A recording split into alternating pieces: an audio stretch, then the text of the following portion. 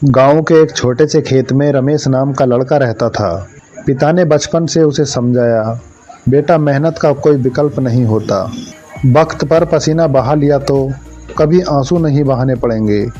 लेकिन रमेश को यह बात उस समय सिर्फ बोझ लगती थी।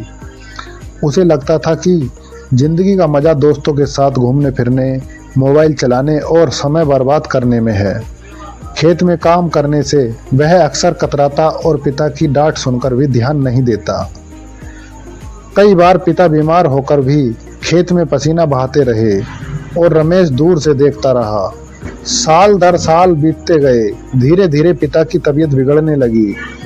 अब जिम्मेदारी रमेश के कंधों पर आ चुकी थी, लेकिन खेत बंजर होने लगे थे, फसल घट चुकी थी और कर्ज बढ़ गया था। जिन दोस्तों के साथ रमेश वक्त गवाया करता था, वो भी मुश्किल समय में दूर हो गए। एक दिन बैंक वाले नोटिस लेकर आए। माँ रो रही थी और रमेश के हाथ कांप रहे थे। तब उसे पिता की कही बात याद आ गई, अगर वक्त पर पसीना नहीं बहाओगे तो एक दिन आंसू जरूर बहाने पड़ेंगे। उस रात रमेश सो नहीं पाया। अगली सुबह उसने अपने आप से वादा किया, चाहे कितनी भी मेहनत करनी पड़े, अब वह खेत को फिर से हरा भरा बनाएगा। सुबह से शाम तक मिट्टी में उतरकर पसीने की हर बूंद को अपनी ताकत बनाकर उसने काम शुरू कर दिया।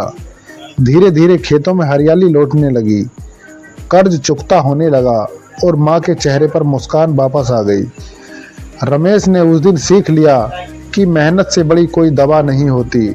जो इंसान वक्त पर मेहनत करता है वही भविष्य में सुकून से जीता है, और जो मेहनत से बचता है वह मजबूरी में आंसुओं से अपना दुख धोता है। कहानी का सच यही है, पसीने की बूंदें ही एक दिन सफलता की सीढ़ी बनाती हैं।